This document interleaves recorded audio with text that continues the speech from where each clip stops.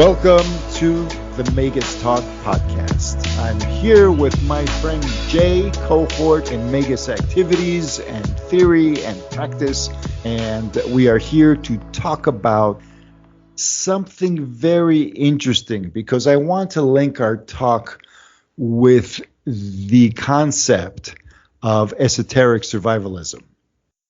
So I have a YouTube channel. It's called The Esoteric Survivalist. I just started it, and it's basically just 10-minute clips of suggestions of how to make it through esoterically challenging times, shall we say.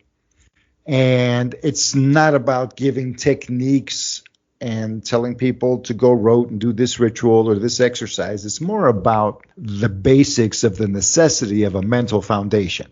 An attitude. Your attitude is very, very important.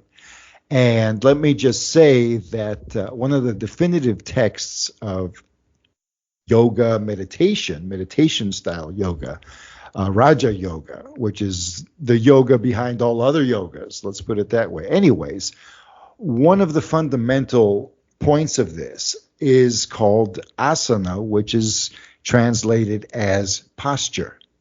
But it's also the mental posture, your stance, the attitude. And it's also something that I've noticed in Kabbalistic type works where the word translates as stance or standing place. So this is basically, where do you stand in the world? Who are you? You know, it's a basic thing like that. So if you not just know yourself intellectually, but know the meaning of yourself, your importance to yourself. See, self-importance is either perverted by psychopathy or else completely sidelined in healthy people.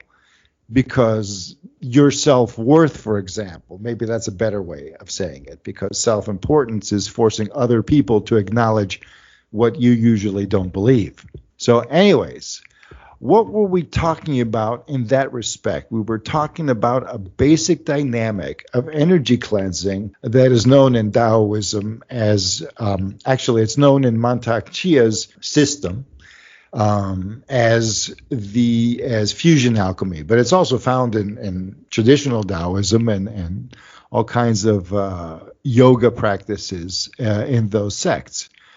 Basically what it is taking the energy of each organ, sensing the energy, fusing it with your own awareness, and giving that organ consciousness. When you tune your brain consciousness as your intentional will, it's a force that affects all of your organs and it affects all of your cells. When you tune it anywhere in the body, it links the body to the center of your own identity and wakes the cells up to their individual identities at the cellular level. It actually stimulates them. What you're feeling with your nerves is actually a physical stimulus. Your attention is creating a circuit, and that circuit is pouring your brain core as a presence into the cell itself. And so if you just move your attention from like your center of your brain down to your throat, down to the front of your body, and then loop it up the back, for example, it'll create sensations in your cortex, a little loop of what you might call a current in your cortex that has repercussions for the whole body. It actually improves your health. It's known to improve your health over time, to just stimulate a tactile sensation of your attention. Breathing consciously and projecting your own mental will through the center of your brain, your I am presence, the who you are-ness, and then saying, okay, it's me, hello, to the cell, it's like God coming down. The body consciousness has now placed its attention on me, oh, great one. And that vitalizes the cell. And it makes the cell more aware of what's going on, and it also has automatic processes then are triggered that have to do with cleansing, with detox, and a lot of other things. And when you can feel the energy of a specific organ, you have a permanent connection to that organ. And your mind basically opens up space and says, okay, Mr. Organ, now you have an identity in my consciousness. And you have a name and a number and the qualities that I can relate to, and I associate all these things with you, and the spirit of the organ awakens consciously. And they imagine these spirits as little children, and because they evolve and stuff. And then they have spirit animals for each organ that are connected to astrological signs and elements. In our system that we talk about, we have this system in common with Jay. He's basically working it, and I'm fine-tuning it. And it involves an affinity with the 4 directions. So this is a very basic stage. We're not going to get into any kind of spirit congress or contact here. And we're only going to get into the stage where the energies of the body, as exemplified by the 5 yin organs that hold their own specific energies, and they also have mental states and emotions. So they're almost like little people. And they also connect with the earth in distinct ways that are connected to certain astrological signs and specific directions of the compass. The Taoists have tuned into all of these things. We in the West, first of all, we don't see the astrological sign. There's no dragon or tiger, in Western astrology. And besides that, those astrological forms don't matter to most. What really matters is the quality of the experience. We could have anybody from any culture, and in this modern time, we need to be able to take the basics of esoteric understanding and cultivation and present it in a way that transcends cultural specifics. Even science is a Western culture thing, though. So you don't make it a tech manual. A communications firm or whatever would find great. Let's make it into a software program, and that'll become international. No, that's a bias. You need to express it in a way that fuses artistic sensibilities, musical sensibilities, with the expansion into possibilities, the ability to tune into yourself, to be honest with yourself. You take all of these fun things and then combine them with things that most people don't think are fun, like morality and the principles. But when you connect to the organs, however, somebody says it's way beyond any psychotherapy. When you connect to the organs, you're actually communicating with a real part of yourself that is physically your subconscious. Your subconscious finally has a face, and it's your lung spirit or whatever, because right there, those cells communicate with your mind from their perspective, and normally you don't know what they're saying. So now you're actually saying, I'm listening. And not only am I listening, but I'll even breathe a certain way so you can feel the vibration of that I am listening. And then when you have your inner smile experience where you're actually projecting your attention as a very benevolent, you look at a little puppy and you love the puppy. So look at your organs like that. You don't want bad relations with your lungs or your liver. You'll get cancer, whatever. That's what cancer is, basically. It's bad relations with your cells. So this is not some occult woo-woo thing. It is a physiological interaction. And so you're speaking to your organs. Now, the Taoist way is made up to establish certain symbols and certain ways you focus attention to maximize the sensation with the body. So really, you're listening to the body more deeply, and it comes out as a tactile sense, or what they call energy. Some people liken it to different things. It depends. Martial artists, many of them tend to be anti-occult. So they will go out of their way to look for like a normal, it's just your sense of balance moving around. Or, oh, no, this is just, your own attention stimulating. And they're right.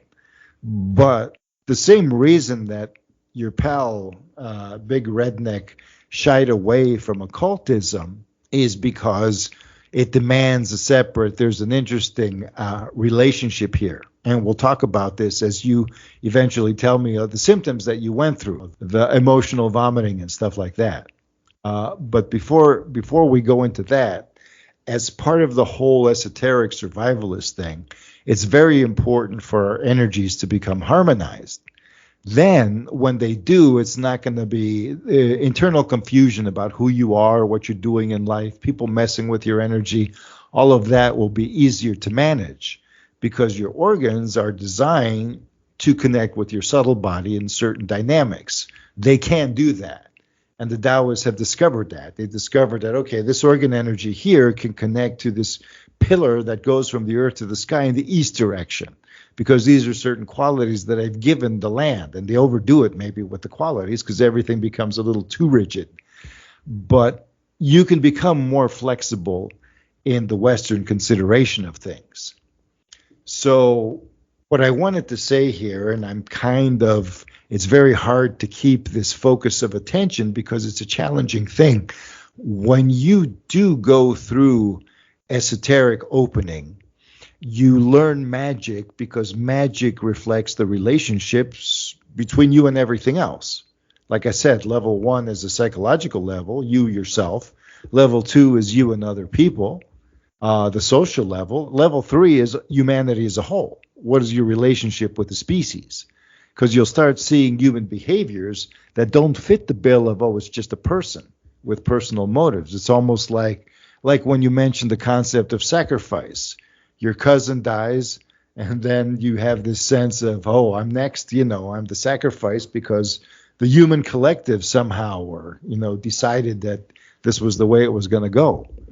Enough people were pulling back, demanding, and I talk about this because here's the thing. For me, and this may be controversial for many people, for me, it's a natural progression to learn magic first. And instead of saying the word magic, the Kabbalistic term is shaping. Yetzirah, it's basically forming. Magic is basically in formation. It's about shaping effects, shaping events, shaping energies. It's not about transmuting anything. There's no transmutation going on in magic. Mysticism and alchemy is about transmutation, and the equivalent is nuclear activity. It's basically, nuclear opening up CERN, and as opposed to working with your chemistry set. Working with your chemistry set would be shaping. You don't mess with the laws of nature, but when you do transmutation, you mess with the laws of yourself in nature, with your as a being. You change yourself completely. You change the whole premise of your perception. You change the premise of your responses. You're still you, but for you now, the world of the unseen has opened up, and that has implications and ramifications. You're confronted with the behavior of other people who have a vested interest. So a lot of people have that. Then there's a lot of sensitive people who are constantly gaslighted because they can't help but be open to this level of experience. And people who are so sensitive, and they can only benefit with magic. The problem is that when you apply magic like that, the shaping ability, it opens up the internal pathways in a way that you're not designed to conduct. So magic will corrupt the soul all the time. But mysticism combined with magic will sustain the soul. So, or besides that, cultivation combined with magic can sustain it in a certain balance, depending on the cultivation. But you have to raise the level of your awareness if you're going to avoid magical stress that can corrupt your mind, open you to possession, make you fanatical about this or that, disrupt your whole continuity of reality, especially when you live in a society where gaslighting and misinformation, however you would define it, is a thing, and you can trust your eyes and ears less and less and less with the advent of deep fakes and stuff like that. So we're actually living in a culture where trusting your senses is becoming something that doesn't work anymore. Seeing is not believing anymore. So that for most people can't handle that. However, when you open up your sensitivities to other levels of awareness, all of a sudden you're more resourceful.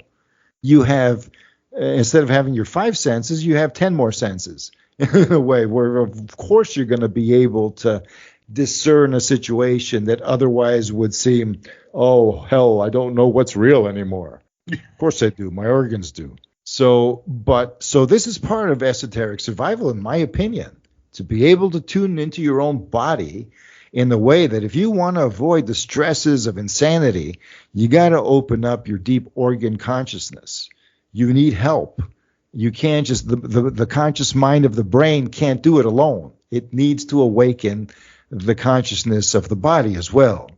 And the consciousness of the body has a contribution because that's what activates all the neurological chemistry that is associated with enlightenment, provided that enlightenment is natural and not some rocket away from this reality into some whole other zone. It's not alienation. So nature has designed a way where you actually, and you know that magic is fun, right?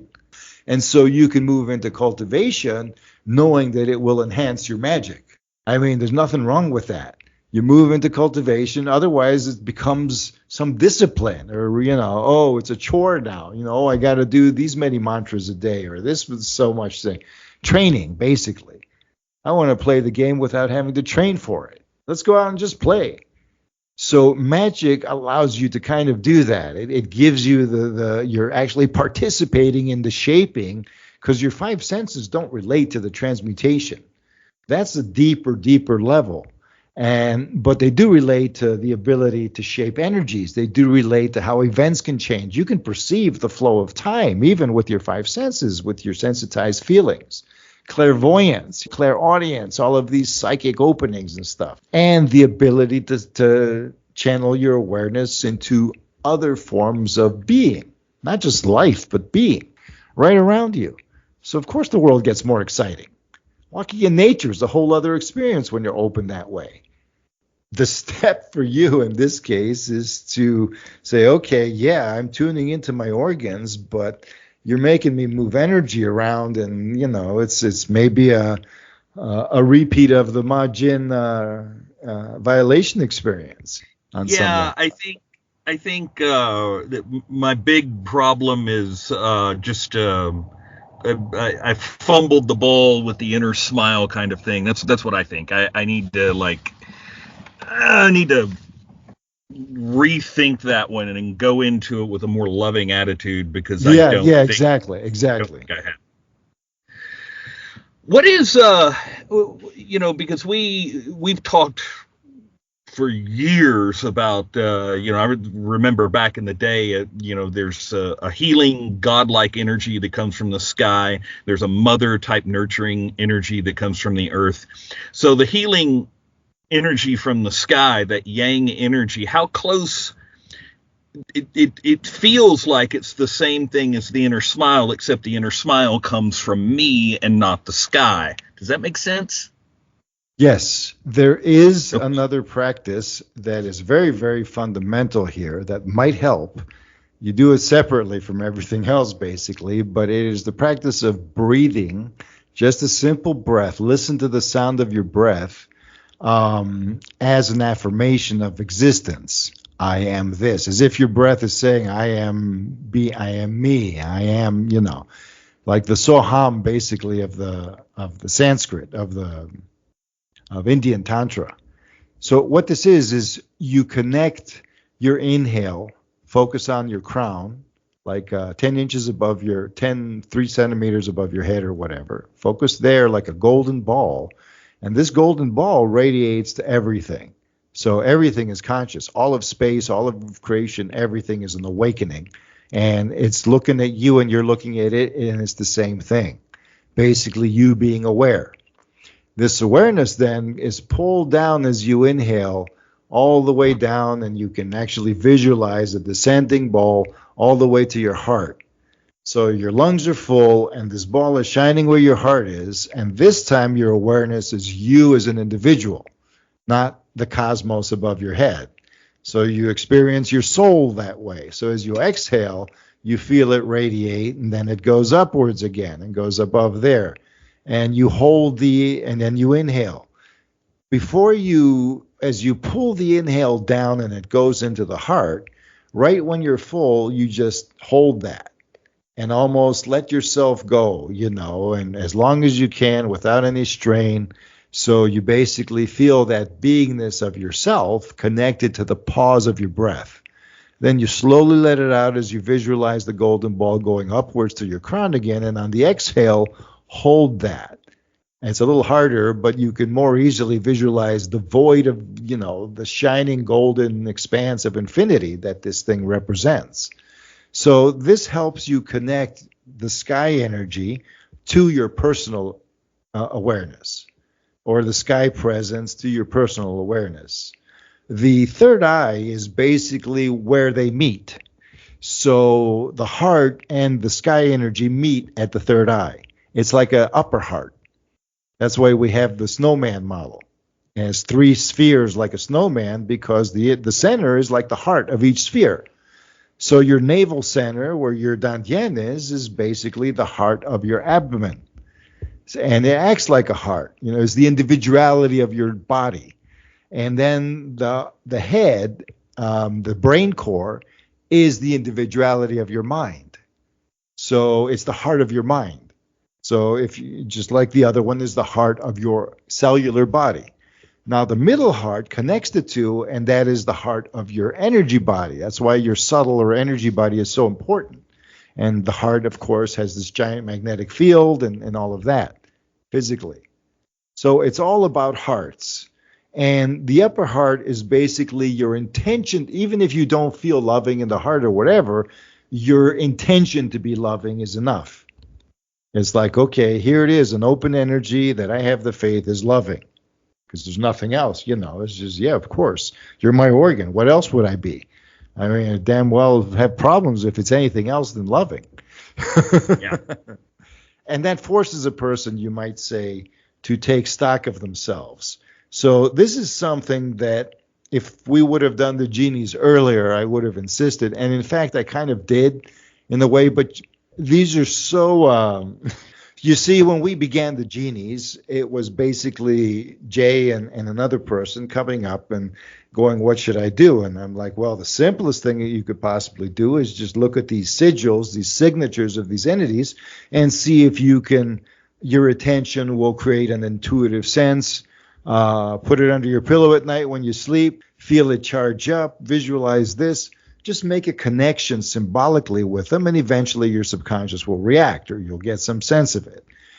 When you work with them that way and meditate then on their offices and their qualities, because these grimoires offer quite a bit of information that can be translated into cultivation and a kind of alchemical practice. But when you do work with them, they come alive for you, and when you do it in the right way, they come alive for you in a non-hostile manner at the frequency or density of experience that is acceptable. I mean, if you just have something like an intuitive presence and it doesn't interfere with you, it doesn't growl at you or just give you hostile vibrations or make you feel like crap, this is just like an inspirational voice. You wanted to say something? No. Okay. No, I'm thinking about all of my experiences with Furcus as you bring this up. Yeah. And, well, eventually, you do develop a kind of awareness that functions at that level of the unseen, but since you can't connect with it with your senses, your mind is learning to familiarize itself. So the more you do this, the greater the chance that things won't go sour. These entities, if you approach them from a mental level without them engaging in your body energy, so to speak, just around the periphery, without forcing them to connect to the underworld per se, because they're at the level of your individuality. They can commune with you at the level of your normal consciousness. You haven't had to go into some crazy altered state or into a trance or anything when you were dealing with them. It was full eyes open, the seal's in front of me, no fancy rituals, just a little intention, and they respond, especially the first one, Furcus, which is like the foundation jinn, because it represents the only jinn that represents Saturn in the classical sense. It's called a soldier, so it has the qualities of all the other jinn, just like you have soldiers making up an army. It's not a specific thing. It's almost like the lowest class of jinn, the lead, the prima materia. It's where you start. So alchemically, it's the best place to start. Or metaphysically, you might say even, and on all levels. And it turns into a kind of first familiar that connects you to all the other ones automatically, So that way you can also avoid, it's another way to avoid negative aspects of this type of thing. Like I said, when you channel magic, you are straining your energy body because connecting to the unseen requires far more energy for your nervous system to channel The field basically needs to be responsive to information on a far deeper level, and that's more taxing on the nervous and the physical system and everything, the body mind. It's more taxing because you're conditioned to be shut down. You're not conditioned to you're out of shape. So you're straining yourself out of shape to climb mountains and fight tigers when you're just a scrawny, malnourished nobody. You're going to have problems in the end. You can tax yourself into a serious destabilized personality. And the thing is, though, that if you're of a certain disposition and it won't happen, you will still have to face that possibility in your relationships. You're going to find people who are disturbed by your opening, disturbed by, even if they don't know what you're doing. We've mentioned this before. All of that, along with childhood experiences and all kinds of things that your body carries, are in your organs. Luckily, as the Taoists have organized, they found that, you don't have to focus on every single organ. There are certain key ones that form intelligences of networks of qualities that are basically go beyond any single location. So by focusing on a single organ, for example, energy-wise, the quality goes throughout the body in various respects. So in this way, you can use your tactile sense as a sophisticated way of distinguishing qualities of experience, qualities of emotive, sensate, energy, and consciousness, specifically related. So there's even an angel for the organ. You can use archangels. That means that you're recognizing that the organ itself has a higher potential of consciousness. And people, when they do pass on and the body dissolves, these organ states, they dissolve along with it in most people. And unless there is a very powerful heart presence, a central heart intelligence, and the mind energy, you're not going to survive death. You're going to forget who you were. It's all going to dissolve because for the same reason that the body goes, the mind goes as well. It'll be like Alzheimer's and basically forgetting everything, and you're fine. And then it comes back together again because ultimately, as a dream in the mind of the divine, you always exist as an inclination of essence to say, I want to be J. There's always something in creation that goes, I want to be J. No matter how many J's disappear, they come back because of that. God wants to be J, so there's going to be a J no matter what. God wants to be Ari. There's going to be an Ari no matter what. But if Ari is a messed up bundle of fragments, what you recognize as Ari's form is really not the right one. That's why forms and personas change life after life. So in any case, go ahead and tell us your experience with practicing this thing and basically going through what it really means. What is this inner smile? I know people who are into these Taoist practices, they know all these things, but we would like to do what the Taoists themselves did. Take a method that worked in one context and adapt it to another one. Because the method, at the end of the day, is an expression of the body mind. It's not an expression of anybody's historic event or cultural particularities. It is not part of anybody's geographic identity. It is simply something done that any human being can do. That's the whole thing. If anybody can do it, that means it's meant for everybody. If it were meant for a specific group of people, there'd be some natural block against it. Now, certainly, Carl Jung, for example, advises stay within your culture. Well, culture is a little bit more vague these days than it used to be. Stay within your culture because the West and the East, for example, had completely different ways of thinking. Nowadays, somebody emigrates from India to America and goes back to India with different ideas. And then the Indian culture starts changing with modernity. And then they bring their ideas back to the West, and it cycles, and China comes in. So, hell, it's a whole different story than it used to be.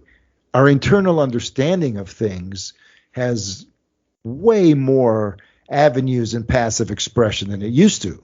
So this is a good one. I'm probably going to re-listen to this when you post. Well, I'll have a recording anyway. Well, that's why I like to talk about it like that because you're motivated to participate, and it has to do with you. Plus, especially since I've noticed that many practices like Enochian magic and that are like artificial, let's say. They're not like ancient traditions. Somebody made it up.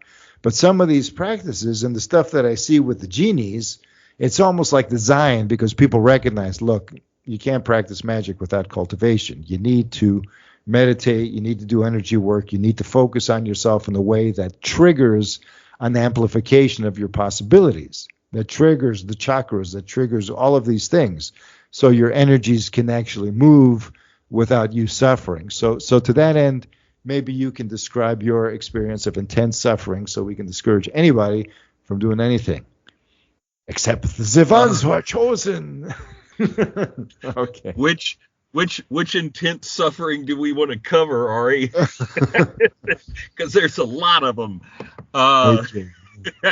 Now, we can start with the simplest one. What just did stopping you what did you want me to talk about, though? Did you want to talk about my experiences here recently with the organ fusion? Yeah, the organ fusion. Yes, that kind of suffering. Okay. Just your a localized version.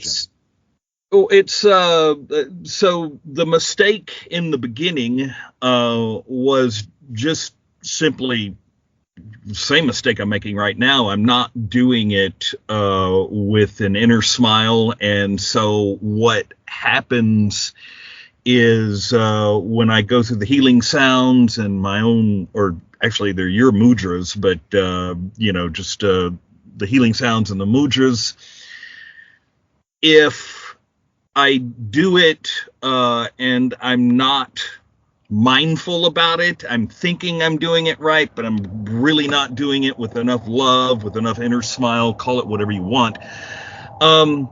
It may feel okay, but then afterwards I may just be doing a Tai Chi form or something, and I'll just start laughing, or I may start crying. And it's not being overly dramatic or anything like this. This is a force coming up where I can't stop it at all. There's just no stopping it. Yeah. Continue. Go ahead. Well, they say that's a symptom of Kundalini activating. So people spontaneously sometimes go through yoga forms or Tai Chi forms or sometimes, and then they laugh spontaneously. They feel these emotional things like a force that can't be denied, just like you described. Sometimes if you haven't learned mudras, you start moving your hands like spontaneous connections that feel like mudras, just for the body to try to dissipate the energy. So you're actually moving Kundalini, but the thing is that you're so sore, and it happens to me too, but on a bit more physical type. I don't have the emotionals come up, but I actually have like a raw, like you're when you get food poisoning, for example, and your guts cramp, or something as if somebody's running a Brillo pad through my liver, or some kind of weird mesh. It's almost like my organs are straining from the energy moving through, too much friction. It's not a smooth and pleasant experience. When you do healing mantras, it's always a smooth and pleasant experience. Even if you don't like this mantra, where there's no emotional love, but the energy itself comes out as loving. It's just the way the vibration is, the faith connected with it and all of that. You know that it's working because you're being soothed. Complete soothing vibration, coming from within. So if there's something else involved, that means you might be very, very sensitive there. You need to take it more gently. But also, like you said, your organs, and in advanced stages, they call it almost like making love to yourself, because you're basically coupling the spirit with your nature, with your body, your higher spirit, your attention that usually doesn't pay attention to the subconscious processes, is now, like I said, paying loving attention, and your cells are starved for it. I mean, this is almost like everybody's hang-ups with their parents of not getting enough love and all of that is basically, well, that could be corrected if you could just tune in with your own body and tell it like you care, like a pet. But it's not like a pet that I own you. It's a companion, but even more intimate than that. But you're basically giving love to your organs like they were your own children. or your own the best parts of you and your own compadres in the journey of existence and stuff. So the body then looks at you differently. You're like an animal whisperer to your own body. That's the key. The point is, like the animal whisperer is like it's a good analogy, one that I can relate to quite. I think, yeah. Good. So if you can communicate with because that's what you're doing. The inner smile is nothing more than just imagining that you're looking at your organ from your sitting position, and like your eyes are looking into your body, like they can roll down and just look at the organ there, and to the point that your attention goes to the organ and it responds in a tactile way. And usually it'll feel sore, or it doesn't necessarily mean it's going to be a pleasant sensation. So then when you add love to the attention, then the experience changes, because you find that the organ responds to it. If you actually look at the organ like, I really love this organ because for no other reason than it's my organ. We're sharing like on a very, very deep cellular level. You get to experience the embodiment on a really deep biological. What is biology? And that has a lot to do, goes into the health and the sustenance. And in doing that, the body actually starts treating you well. It actually goes, okay, we can do a lot more than you think. We can process toxins a lot better than you think. We can actually modulate our bioelectric field in a way that won't mess you up with vampiric people or people who interfere with your life because they're predatory or whatever. And you won't be leading yourself subconsciously to having accidents. See, this is what I meant by esoteric survival. On YouTube, I have like a 10-minute span to develop these concepts. So, but it is going to, and it's very difficult to put them into bullet points. But the main thing is that people take it for granted that these days they have what it takes to survive esoterically, to be able to move through life, recognizing that the real nature of the challenges they face is an esoteric nature, is a nature you face from within. If you can modify your relationships with your own energies, your feelings, your consciousness, and that of the world around you from within, then you have a handle on a type of awareness that will let you deal with all of these things that otherwise seem to be like inevitable fate. Oh, it's my fate to get screwed. Oh, it's my fate to do this, or I can't control it, or who knows, and you feel more and more insecure and you can't trust your eyes anymore and all of this stuff. So this gives you a life raft or a life jacket or whatever, in order to be able to move through confusing times, confusing states of being, confusing relationships, so you can figure out that your keel, the weight that keeps your your vehicle in the water upright, is always heavy enough to keep that balance. You know which way is down and which way is up, and you open up accordingly. And for that to happen, we've oriented to the possibilities of esoteric knowledge, of shaping, because if we can teach people who are sincere in their own motivations in a way that's not parasitic, but that are basically, man, I'm too sensitive for this world. Or even if I'm not sensitive, bad things keep happening to me, or life is whatever. So there is a way, and it's not something that you can apply immediately. It takes a little time. So I will be expressing something like this because, for example, let's say you have a method of dealing with an enemy. And the way to deal with it is to practice some sort of visualization and then, project it at the enemy, and then they can't get you anymore because something bad happens to them. Sometimes you are forced into situations like that until you can deal with the karma. Most people think, well, if you were enlightened, you wouldn't have that problem. Well, the part of you that's enlightened wouldn't have that problem, but your subconscious would still be dealing with conflicts on a level that, you wouldn't even be able to participate in. It would be just affecting your karma, whether you liked it or not, because you're not there to do anything about it. You can't. You're at this other level that's nice and pure for you. So in a way, everybody needs to get a little more down and dirty, but we have the full resources to do that. Because opening up to magic will tempt people. But that kind of opening, you see, has a ceiling. That's why we're preparing with a little bit of cultivation, a little body cultivation here, because otherwise trying to do magic in the raw, you'll hit a brick wall. And then that's why people become vampires. They hit this limit and then they go, well, to get more power, I need to suck it off of the other guy or have a sacrifice. And then that'll release a whole bunch of life force for me to just draw in my little sack and keep accumulating through whatever. And there's other ways, too, where you just manipulate people and manipulate situations and compromise and make deals with the devil in order to get by because you're relying exclusively on shaping power to control your life. Whereas shaping power is the blessing given to you by existence, by your own existence, to keep, just like sex is a motivation to keep us reproducing. This magic is the motivation to get up there and heal yourself and make yourself integrated, because that's where resistance comes in.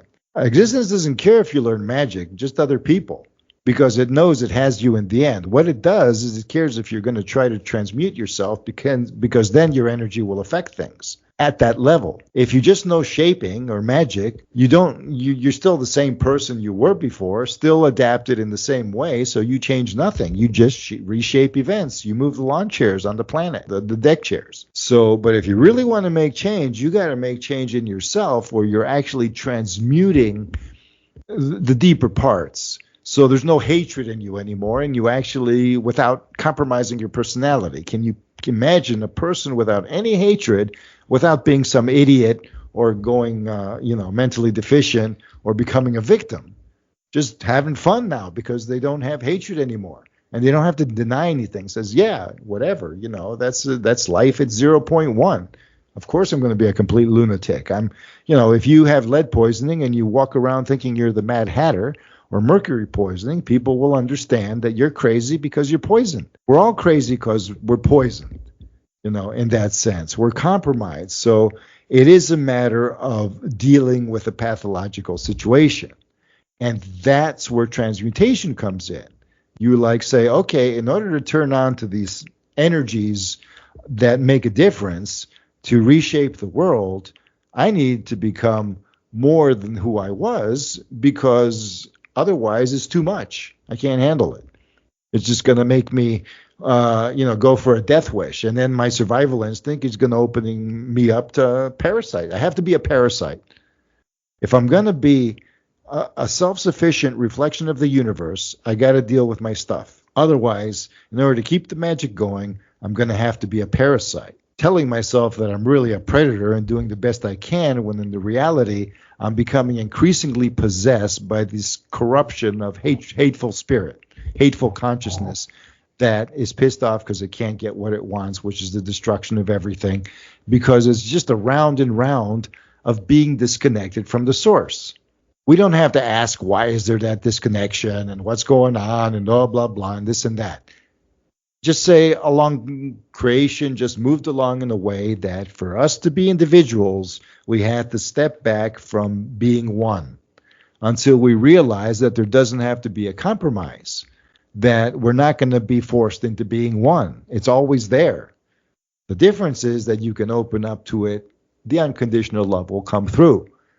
This is the current of creation, is unconditional well-being. Yes, you're great. So when you look at your organs with the inner smile, you are like unconditional super being looking at an individual on earth and blessing them with eternal life. So the organ basically really appreciates that and every cell in it. And that's a good analogy. Let's take that and bring it to your experience of stress with the organs, and see then that, because what your symptoms are basically a lack of love. That connection is basically almost like somebody's trying to wake you up but hating your guts, or maybe having an indifferent energy, or come on, you're just a pain in the ass, get up there, lungs and organs, just do your job, god damn it. I'm laughing because that's really a key element in my personality, which I'm not happy about. But yeah, I get that, man. I get that. So what if you were the organ? You just it's the golden rule, man. You put yourself in the organ's position, and some mind authority is talking to you from on high, telling you to just get with the program and just shut up. Well, yeah, and a lot of that comes from dad. It's always the father figure, you know. But that's okay, man. That's okay. That all that needs to happen is it just needs to change. That's not too hard. So, No. yeah. So, I mean, and you're very capable of, you know, having loving attention, you know. So that's all you need, man. Just bring your organs into the circle of you, you know, the loving attention, the natural self. So yeah, we give like instructions, Taoist exercises. So take out the Taoist. Taoist just means you're in tune with the world, with the flow of the world. Everything flows, as the Greek philosopher Heraclitus said. So I'm not making this up. I'm just speaking casually about these things that are well known to people who are involved in esoteric exploration, you know, and that have gone beyond the appearances. Let me backtrack a little bit and talk about, what I was feeling and also what you're feeling. You will feel the physical pain. For me, yes. The emotions will come up. What is the optimal sign? What is the good signal that we could be happy about? Is coming up a good signal because it is kind of Kundalini waking up, or is it like kind of a dysfunctional symbol that maybe no, that's not a good thing to do? What do you think? I think that your practice is incomplete. This is a practice that basically needs you to purify the organs first. So you don't just do the healing sounds will trigger the energies moving, but until you purify these energies, take them and able to shift them into a little vehicle, like a little bubble that has the color of the energy, that then you can just channel into your navel, into your bagua, into that 8-sided figure that helps you concentrate. And then move it around and feel it swirl. And then basically your nerves, along with your attention, will feel these energies break down. That's what the navel digestion area is designed to do in the field. It's not just about chemical digestion. It's about breaking apart complex molecules to release energy. And so the nerves understand the energy of digestion, and thus they can resonate the energy of digestion with other fields, with other energies. And it'll do the same thing. It'll break apart a field pattern. And so when your body perceives this broken field, it automatically just goes, okay, that applies to everything then. And slowly you keep doing this and get familiarizing with it so you become natural. So taking an emotion and turning it into mush and then absorbing the nutrients and becomes very easy and natural. And nothing will ever bother you again because your organs love you and they always take care of you. You will find the way to be, so you can magically perceive this as a guardian spirit. I was told by somebody very dear to me that children are, these days, there's like almost like the younger generation, they're very much into animal spirit guides. So these kids, they're not like, these kids are not like furries. Yeah, furries. Furries. Yeah, they're not like cosplayers. They're not posers. It's not a role-playing type thing. They actually feel an energy of an animal that they feel most comfortable with as children, and the animal energy becomes tied into their innocence. And they cultivate it, and they go out in nature and just hop around like the animal or make moves or whatever the intelligence tells them to do. And that energy is their guide. They keep getting the sense that human beings are trash. Basically, the animal spirits are complaining about what human beings are doing. The problem is that there's this whole attitude that humans are trash, but it's not really what the animal spirits are saying. This is the kids listening to idiots that are debasing humanity and think we should move into a whole other level of existence in an artificial way, for example. What's going on is that the animal spirits need a connection with a higher celestial version of their quality. Every animal spirit has a god counterpart. The shamans of ancient Egypt through time were able to move from pure animal spirits into people with animal heads, where they tried to tell you that, yeah, we've evolved the template because every animal wants to be a humanoid, in the sense of being sentient, in the sense of being, yeah, we want to walk on two legs and create civilizations and do art and do that stuff too.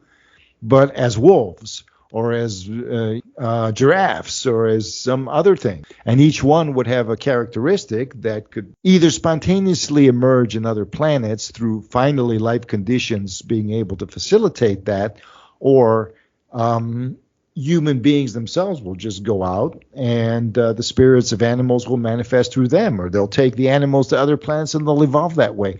It's basically the universe and the planet itself going multi-species. But most of the time, a single planet cannot, as it stands at least, cannot handle more than one sentient species. There's too much to work through. If the sentient species then evolves into its adult form, just like caterpillars become butterflies, there's no need for another one again. Then another sentient species can emerge, but, it's not going to take that position. It's not like everything on the planet needs to become sentient. There's a whole version from top to bottom, and it has nothing to do with power or control. It's basically that some humans evolved to the point of managing the world itself through their awareness, without, like, being shamans of the world without having to tax themselves or sacrifice themselves. Other human beings are shamans of more specialized areas, like animal spirits. Others are more in tune with civilizations and trends and creativity and collectives. Human identity, as it moves into the unseen, will realize that it has far more allies than it was told it could have. And the whole question of evil should be understood that finally, throughout all this evolution, it's concentrated in human beings. So yeah, the animal spirits are correct, but not all human beings are like that. So you can't trash the species. This is actually humans distilling the parts that are hopeless or that cannot be transmuted while alive through biology. But they need to be brought to a position where they're not going to harm anything else. Anyways, evolution will lead that. The whole point is that right now, as things stand, the esoteric potential of human beings is challenged to wake up. And at a level where human beings can manifest and do magic without selfish corruption. Because when that happens, you may as well, it becomes a hindrance in the whole collective. Then when you confront level 3 collective energies, you're going to notice that, well, a lot of this is due to humans abusing the whole magical thing and destabilizing or going crazy through even hormonal stuff and toxicity and social anxiety and all these things, plus the karma of history and power lust. I'm currently writing a Substack article. I wrote one introducing this, but I want to analyze the 7 deadly sins of Christian tradition, because they're completely a misappropriation of aspects of our nature that we've turned sinful in order to conceal a deeper layer of insanity, which is the hatred underlying it. So basically, I've looked at this and I've noticed that, well, the 3 of the deadly sins, quote unquote, actually have to do with the 3 lower chakras and their repression. So if you open up the 3 lower chakras and then come to the heart, at the heart you will face the cross of the 4 other sins. And these sins create a certain polarity. If you organize them with each other in that cross, their archetypes will interact in a way that it like opens up a gateway of what we have to deal with. Not a gateway of evil stuff coming through, but a gateway of understanding what we have to deal with. So if you can take symbols and archetypes as you move through magic, they will become real for you. You've done this with the genies. You've done this. I'm talking to Jay here, not just the audience. In this case, I still want you to express a little bit what you were feeling with moving energies, because you did not do the purification. So you have internal toxicity, and this is why I was very shy about pushing full steam ahead with the summoning process of the jinn and the crosses and stuff. The jinn themselves were like, this guy needs a little more, because that's why I was emphasizing all the internal visualizations and stuff like that. And finally it went around to, okay, the key here is the four directions connecting to the four suites or suits of the tarot minor arcana, the swords, the whatever, the wands, the pentacles, and the cups, and the elements that they correspond to, and the organs. So this type of thing, in order to be able to harness the alchemy itself, you got to harness the elements. You have to harness the elements, you have to harness the organs. And then you look at to harness the organs, you realize, oh shit, I'm feeling this discomfort, which means that if I ignored it and just went full steam ahead with the summoning, this toxicity would just project into that level of summoning, and you'd end up with a collective manifestation of whatever's going on in your organs right now. So what we're doing, for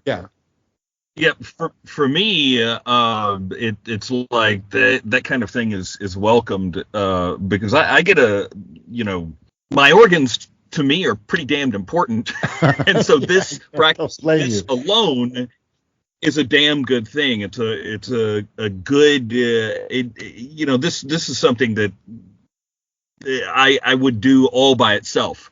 So I'm not even thinking about the summoning. I'm not even worried about that right now. I just want to get this part right.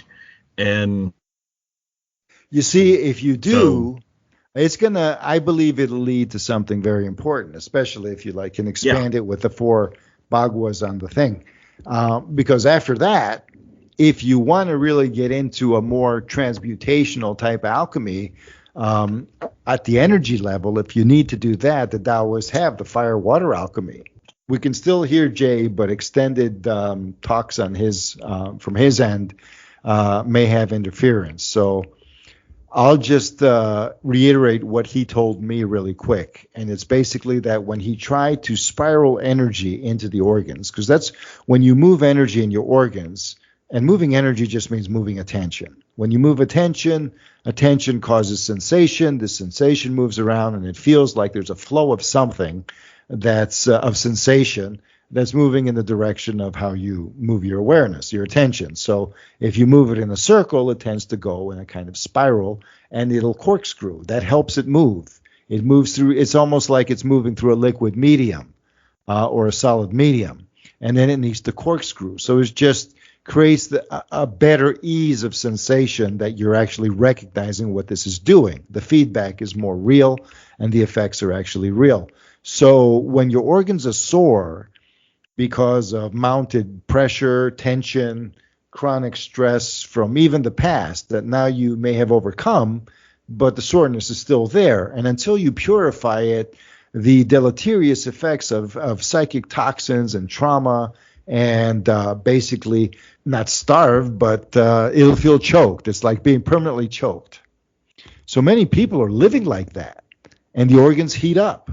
And part of the thing about these healing sounds is that they will physically vibrate the organ through the breath. They'll create a standing wave in the body, so the heat is released through the tissues. The heat that builds up in the organ can compromise your metabolism. But it's obviously more than that. So as you can connect with your organ energies, your emotional body will finally relax. Because right now it's tense. It's a little paranoid. It's almost like a skittish animal, that's been beaten down too much. And so it's always looking over its shoulders. So at the cellular level, these patterns are still there.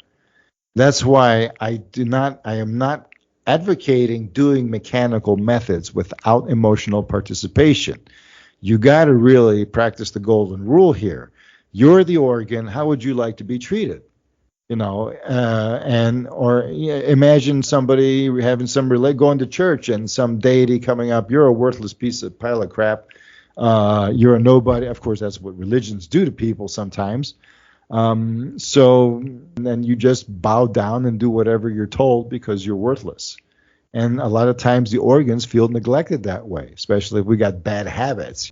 I've noticed that I'd be eating like crap food and smoking or whatever. And, when I do the healing sounds sometimes or mantras, I will notice a soothing sensation and actually detox much faster and come out as if almost better than before sometimes. And it goes a long way. And as you do that, you'll be able to conduct energy, and that means you'll be able to open up, and then level 3 will not be subconsciously intimidating. This is what I mean of esoteric survival. To get through, you need to strengthen your reactions to your environment, strengthen your ability to respond to your environment. The things that when I wrote this little article, I was saying, where does the buck stop with you? The buck stops here.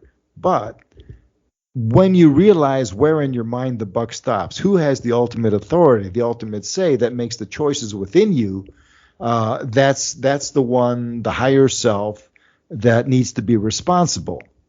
But when it's responsible, like I said, responsibility means the ability to respond. And once you are able to respond, then you're not the final authority anymore. You're responding to what's going on. You're acting according to your nature. You may be a manager, but a manager isn't an authority. A manager manages, like they're supposed to keep everything doing what it's supposed to do, what everything wants to do. And the manager wants to manage. So as long as everything is interconnected, meaning that everything is in that loving attitude, you're all the same body. You're even beyond relatives, beyond family, beyond pets, beyond, this is a level of relationship that human beings are never encouraged in any way to appreciate outside of their own instinctive subconscious, usually, responses. It's not culturally promoted. You need to have a really good relationship with your cells. You need to have a good relationship with your body. You need to wake up in the morning. If you're going to brush your teeth and do personal hygiene, do the inner smile too, because that's a form of personal hygiene. It's a form of psychic hygiene. If your body feels appreciated by you every single day, it will look forward to connections with you. It'll be open to you. You'll have more awareness of your subconscious. You'll be able to have that inner dialogue, that no fear, because almost like sometimes the body awareness, the deep consciousness of the organs, views the mind as a tyrant. I don't want to face things, or I'm obsessed with this, or this kind of, and then you just, develop some kind of emotional block that leads to cancer or some other psychosomatic illness. So for the sake of living a healthy life, because that's what we want to do, we want to look at the esoteric as something potentially healthy for us. If it's not going to promote physical and emotional and mental health first and improve the relationships with the world, what's it for? To lie, cheat, and steal? Well, thankfully, nature doesn't punish you, but the whole thing is that your body doesn't want to live with shaping capacity when it's a boot of conditioning or socialization or trauma is constantly stepping on its head. The body wants to be free. But if the body has not overcome the so-called deadly sins, the first sin is overcome through acceptance of the body. These are the 3 sins known as lust, greed, and gluttony. Greed is just territory of one form or another, acquisition, survival. Lust is reproduction, and gluttony is digestion, is nourishment. And all of these things are your lower base instincts that are on overdrive because they're compensating for something. What I would call esoteric, emotional, psychospiritual malnourishment is occurring because there are blocks. Then let's just indulge. No, because the reason that these become obsessive is because they're not nourishing. They don't satisfy you. You can have all the sex you want. When you're under the so-called sin of lust, you'll never be satisfied. It's just a constant obsession. You can eat all you want until you explode. It'll just be covering up other things. You can acquire everything and own the world in your lust for power, and it will do nothing to satisfy you. So then hatred comes in and says, no, you just hate everything and want it gone.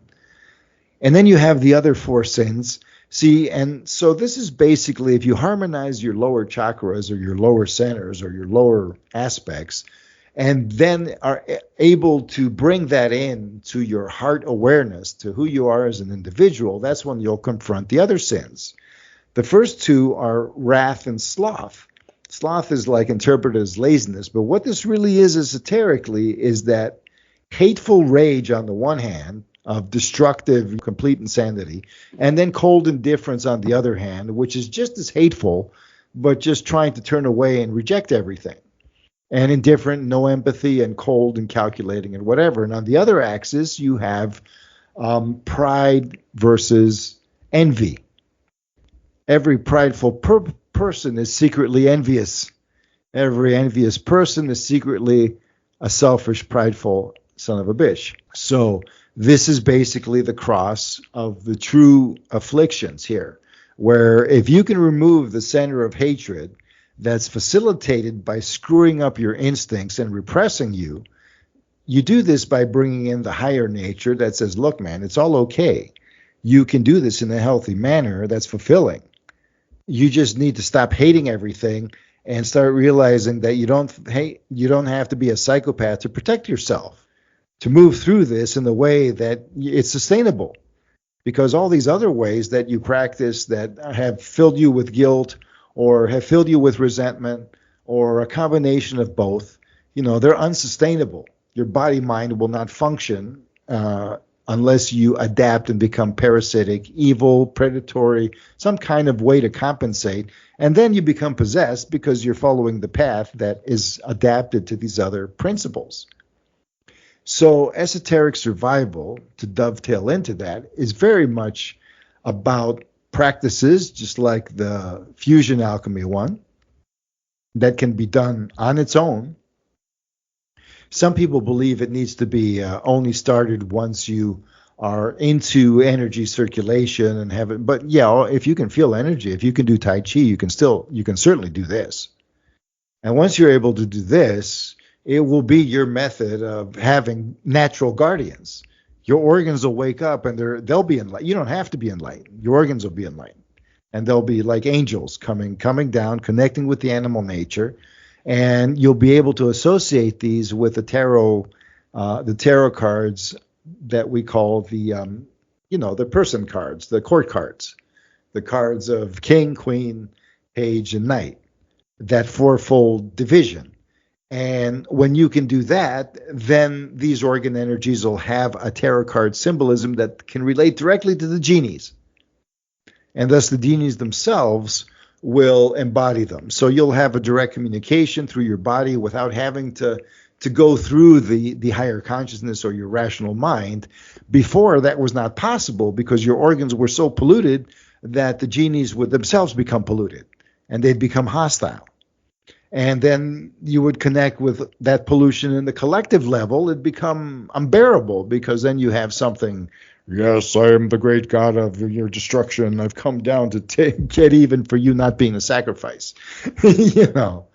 And these are occult realities. Now, if anybody's a skeptic out there saying I'm full of crap, I'm making this up, it is a fact that people who practice magic often have bad endings.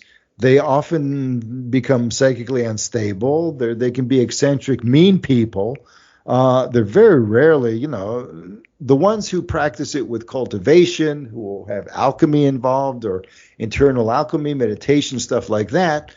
Yes, they can be more balanced, even though they get eccentric as well.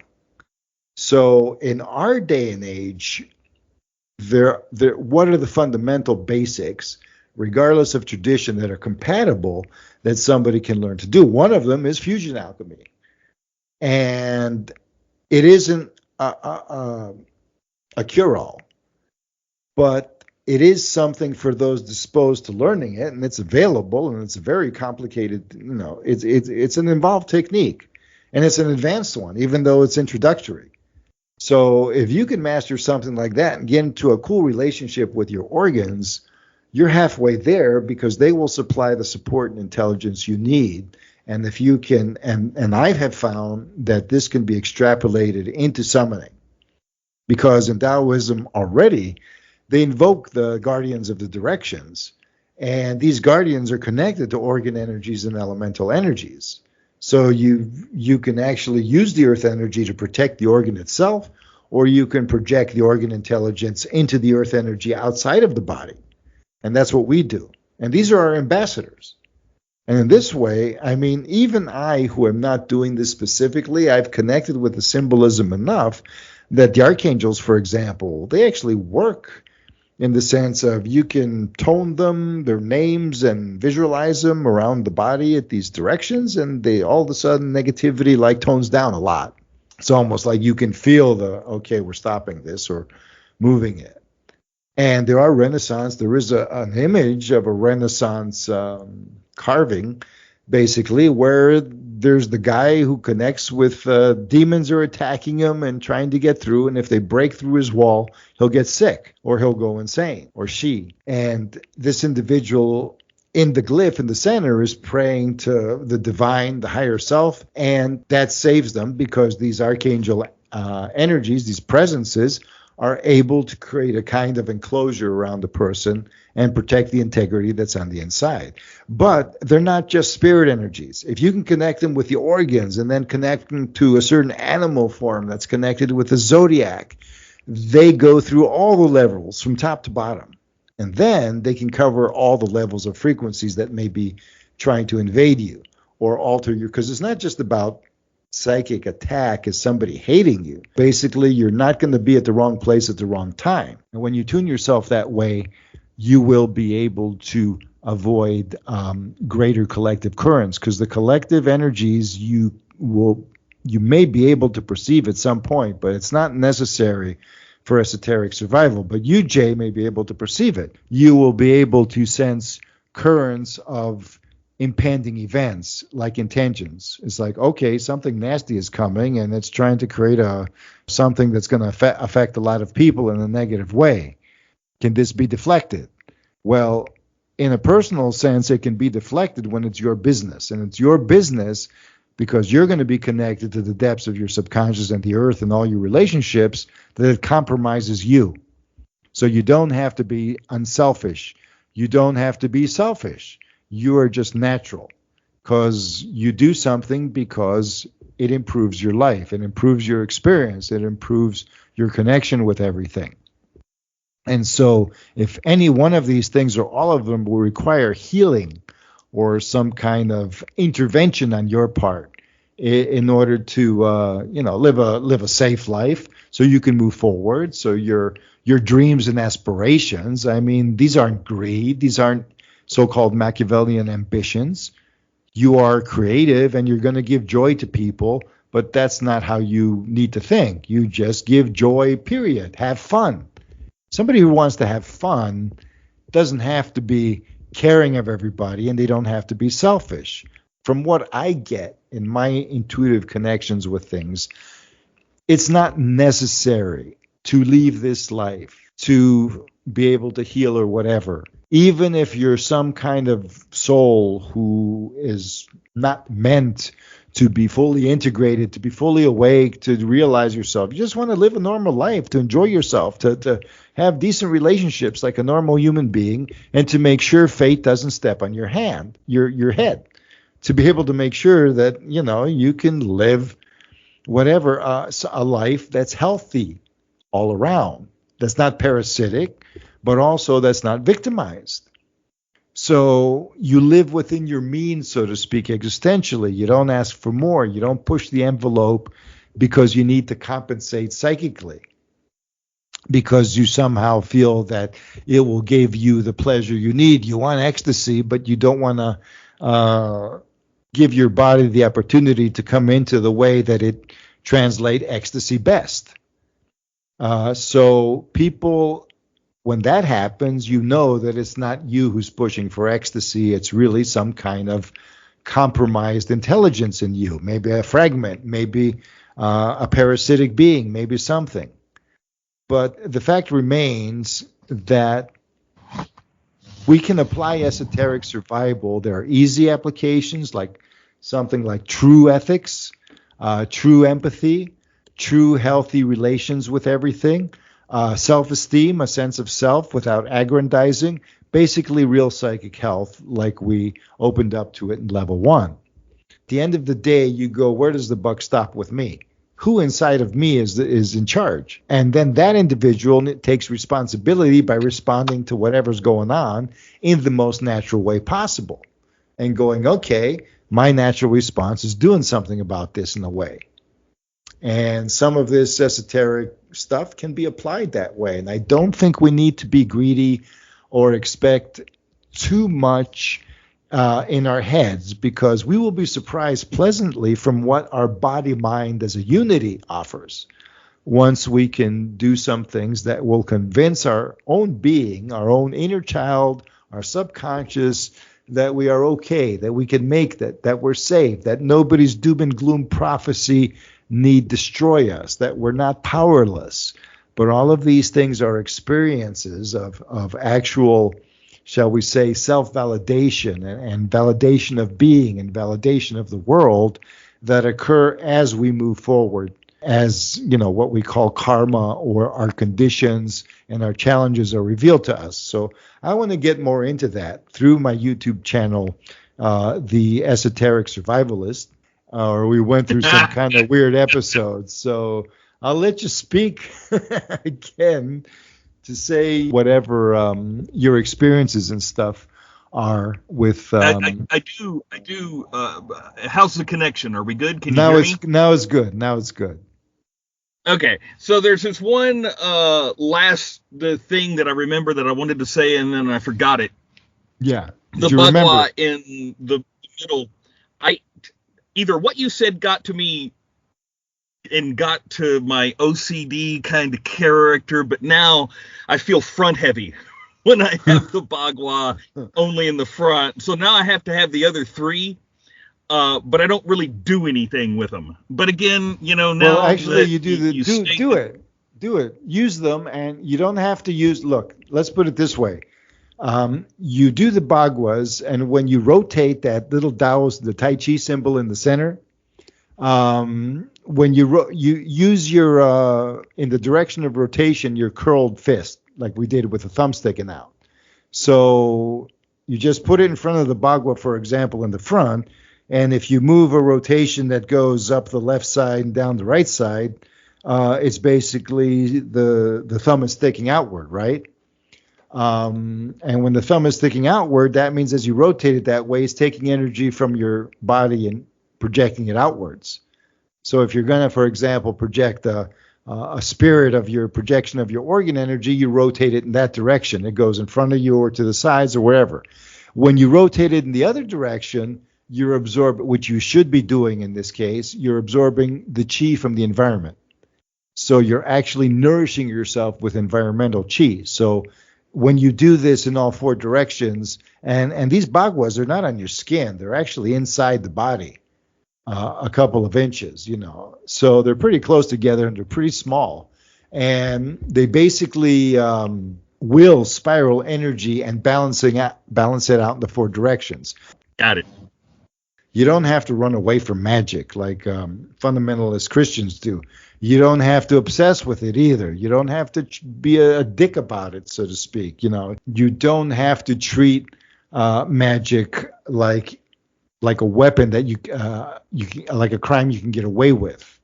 It doesn't give you a secret advantage because nature doesn't like that. Nature wants you to become what you might call a caretaker of earthly existence. So you do, shall we say, plot your course of how you want life to be, of how we can turn this earth into a paradise. And you don't have to go high tech for it. It can be a literal paradise. It could be medium tech.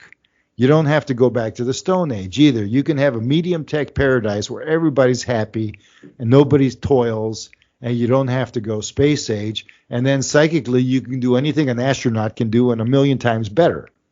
Because you're not just projecting into physical worlds, you're projecting into other planes of existence. And if you have a strong enough constitution, this can be done. And Robert Monroe, with out-of-body experiences, was charting these things. But that's a compromised situation. And in my opinion, it's not a fully integral one. You don't have these people connecting to their deeper natures. So we're doing something that when you talk about Robert Monroe, are you talking about that remote viewer for the CIA, or is that a different guy? I think is a different guy, but he was also connected to the government because he used to do like hemisync. He would have tones that you'd listen to that would help you go out of your body. And so he used That's to the go out guy of I'm his. thinking about. Yeah. Yeah, Yeah. yeah. Yeah. Okay. So, yeah. So it's kind of compromised when you have these kinds of things. Like you said, remember when you're doing like something simple, like the inner smile, you you don't, if you do it mechanically, it can backfire on you. And it's just a simple thing. When you meditate in a mechanical fashion, or you do it like people who do modern magic, they use mental will. So it's always like a break through something, or or else they do, even if it's a feminine receptive energy, it turns into a Earth Mother suffocation insanity. I mean, there's always something that creates, I want to dominate. And a lot of people who get into a cult, the first thing they do, let's fight magical fights or spar with psychic energy of hatred. It's like, why? I want to have fun. I know, man. That's so true. It's like, what? Why? Here, Why? it's your advice comes back. Get a hobby. If you really need to get a hobby, and we'll keep saying that because you got to find something to make your life meaningful, mundane wise, before you think you can treat. That's why I switched. I used to, when I did these YouTube videos, the first one, I have it on entertainment. So I'm like, no, this is a how-to type video, even though it doesn't give direct. Because at first I was like, well, entertainment, and then people come in and go, hey, I'm not so entertained. No, because this is a little bit instructional as well. But the instruction is not supposed to be, yes, this is the authority that will give you guaranteed success. It's basically, look, this is a gentle thing. You can try and see how you work with it. You need feedback. Back on these forums we used to frequent back in the day, I just would give somebody a simple visualization of 4 directions, you in the center, energy spiraling. And these people would claim they went insane and then had depression for weeks and never the same and can never recover because they visualized something. It's like, Jesus Christ, haven't you ever been a kid? I mean, what happened? You go and then you blame me. Yes, you ruined me for life. It's like you deflowered my psyche. I'm sorry, man. Oh shit. So that's the way it goes. Yes. But again, that's why I say survival. I'm not going to be teaching seminars and stuff like that. And this is stuff that it's when I was wanting information, of course I wouldn't be satisfied with this, but it's at the end of the day you go, man, this is really important. The survival thing is not just about survival like the law of the jungle, stuff like that. That's not the type of survival. It's more like a euphemism for actually being able to move forward without compromising yourself. This is psychic survival. This is not killing off or injuring or comatosing your own psyche, your own heart, your own ability to extend a sensation that's also emotive, that's also cognitive. So your awareness is actually able to reach a globalization, where many brain centers can fire up at once without freaking you out. Let's put it that way. It's not just about the brain; it's about the body. I from what you say, that it's a constructive talk. Some of the analogies are pretty good, and that's the thing. If I can see you actually get something out of it, I know that somebody else can. Yeah, definitely. Because for Jay here, this kind of talk he never heard it before. He's heard some of the things before and some of the things of the past, but we are now discussing something that we're working through. This isn't just a Taoist practice like you would find in Master Chia's repertoire. This is an adaptation of the practice for something else that also has transmutational capacities and alchemical capacities, but in a different way. Don't make up things. Don't, try to think that you can slap techniques together and come up with something, because you may be straining yourself. Now, if you're sensitive enough, you can try stuff. But at the end of the day, you'll either become desensitized, so you won't feel anything in the end, or you'll become too sensitive and end up in Kundalini crisis, as some people have had, where, you become emotionally unstable or emotional forces need to come out. So instead of your emotional forces being released like that, imagine that being released like in a martial arts way, like a humph, where you can take that emotion and do damage to somebody. You can, especially if you project it from your fingertip and tap certain meridian points. This is basically the anguish people feel, and they learn to project it onto others, blaming them for whatever. I mean, you need a lot of self-hatred to do that. And unfortunately, there's many people, and all of us have our demons, all of us have our skeletons, and esoteric survival is a basic, bare bones approach where you can transcend the philosophical givens of modern and postmodern culture without having to descend into what you might think is too conservative or too liberal or too this or too that. Is basically your natural own sense of ethics that's sincere. But if you are somebody who is trying to fake their way through that, then your body mind isn't going to forgive you with prolonged, because parasitic ways do not work. That's why the so-called esoteric survival can be very, very useful. And like I said, it's not what most people would think. So this is one example. It's not something I can actually explain through a 10-minute video. So we've extended it here with an example with Jane. So join us next time, as we shall record on Sunday, and I will attempt to have this posted in a couple of days at most, but I'll try to post it tomorrow. I'm getting pretty good at this. So we have this podcast, I have my writings, and there is also the YouTube video, and I'm going to keep it at those three. We're also on Spotify here, and I shall give the description somewhere. But anyways, for all of you that have tuned in, thanks for listening. Next time, we're going to get into an even deeper topic. I don't know what it is yet, but I'd like to explore this hands-on shaping potential, this hands-on magical teaching ability without having to go into complex systems like we're doing with the summoning and stuff, just basic elements. So who knows where we're going to go next time, but it's going to be a fun ride. Hopefully. All right. Adios, amigos. See y'all next time. See y'all next time.